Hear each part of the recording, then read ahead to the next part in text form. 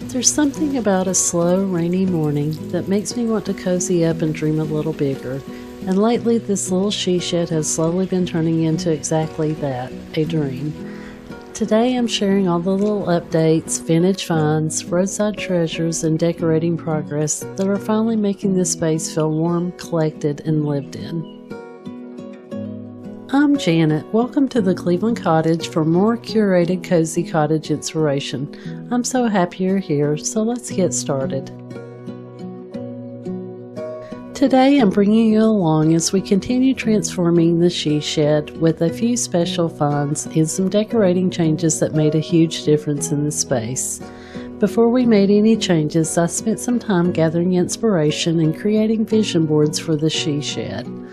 I really wanted this space to feel soft, collected, cozy, and a little bit romantic with a touch of that shabby chic charm.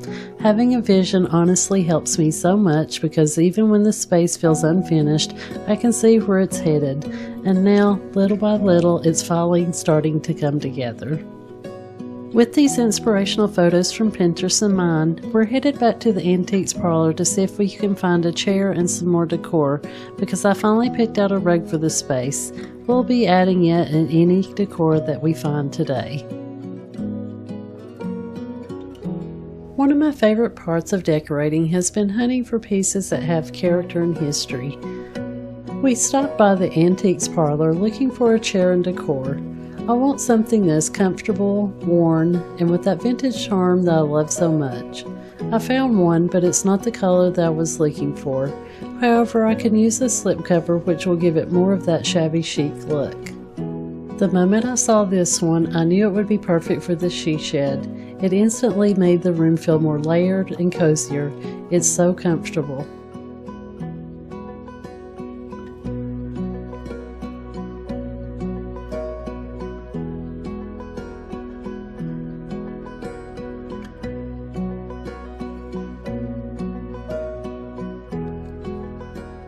I'm sure most of you are thinking that I'm just buying a bunch of mismatched vintage and thrifted pieces, but I promise that I have a vision in my head. We'll finish up here, and then I want to show you the roadside and yard sale finds.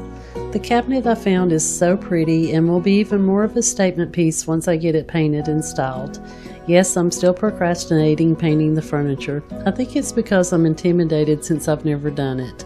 I don't want to do it wrong and mess up the furniture. I'll show you those items, then I'm going to show you how we styled them. After I styled the room, I asked ChatGPT to do mock-ups of the room following my vision for the romantic shabby chic look with everything that I have so far. I have my favorite look, but I want to know which one you would choose, so please stay tuned for my vision boards. These are some of my favorite kinds of finds, roadside treasures. I spotted these adorable planters and this small wooden ladder sitting on the side of the road, and I immediately saw the potential. The planters are going to be so pretty on the porch once we finally build it, and I already have plans to paint the little ladder and hang it above the door as a decorative piece.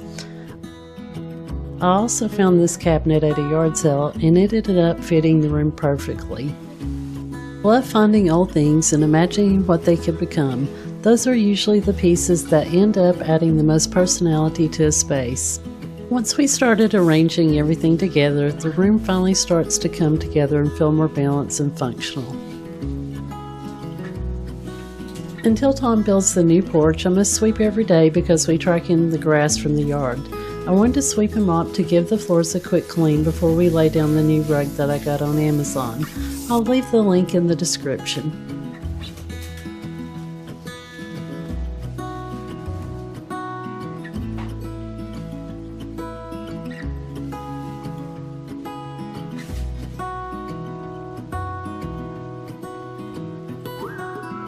We measured before we bought the new area rug. However, after getting it laid, Tom and I think it's too big for the space, so I'll be buying a smaller one like you'll see in the upcoming vision board. We plan to make over the bedroom in a future video so I can use it there.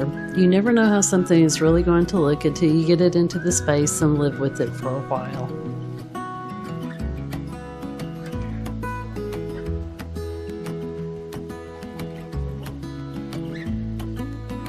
After gathering all the pieces, it was finally to move everything around and see what worked best in the room.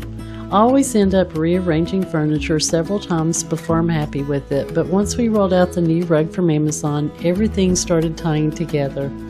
The rug added so much warmth and softness to the space and helped define the seating area. It's amazing how one piece can completely change the feel of the room.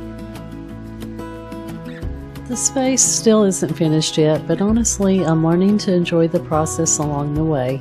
Some of my favorite parts of decorating are the slow in-between moments, finding unexpected treasures, moving things around, dreaming about future projects, and slowly watching a vision come to life.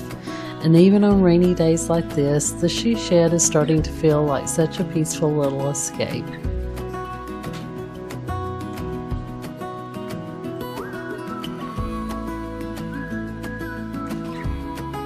The space looked bare and empty without the rug and the furniture. This is how it looked with the thrifted pieces, with the pieces we found this week, and with the new rug. I think the new rug anchors everything, but it will look much better with a smaller version. Now let's take a look at the vision board size ChatGPT to create. First, I asked ChatGPT to show the hutch on both sides of the room and the benefits of placing the yard sale cabinet on each of the walls. The second option with the hutch on the right side provides more of a symmetrical space, so that's the option that I chose. Next, I wanted to see all the color choices, so I asked Chat to show pastel pink, shabby chic green, all white, and a mixed and collected look. Tom liked the mixed and collected look, but he likes blue.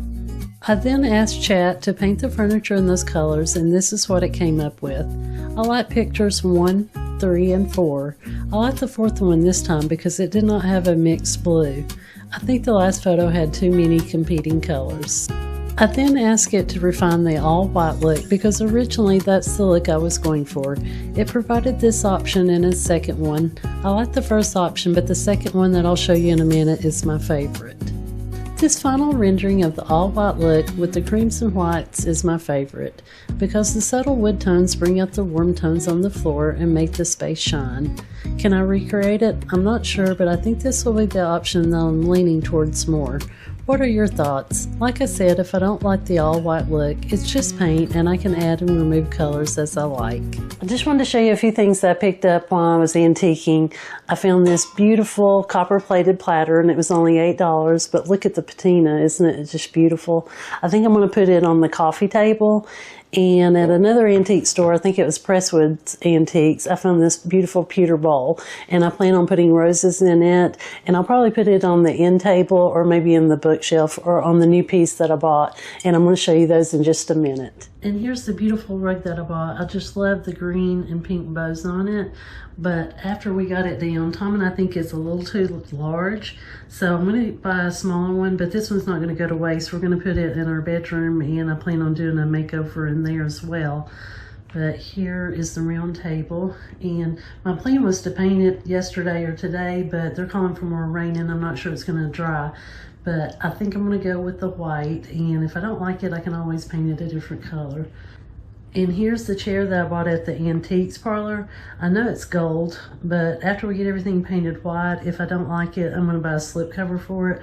But it is so comfortable, and that's why I bought it instead of one of the fancier wooden chairs.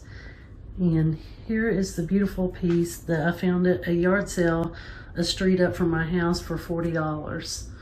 And she had it for like $150, but it was the last day of the yard sale and she didn't want to have to move it because it sold the house.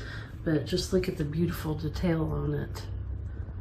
This is going to look so pretty painted. But it's got a cabinet, and just look at the details on the knobs. And I think they've redone it with some particle board inside, but it's still very nice and roomy. I can put blankets in here or store decor in here.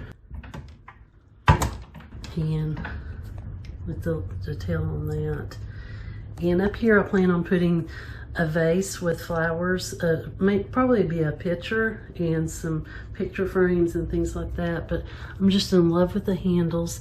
Tom's going to take off the rollers because it's missing one, and we also talked about cutting off the bottom part of the legs so it wouldn't be as tall, but I don't know. I told him we'll take the rollers off first and we'll see how it does.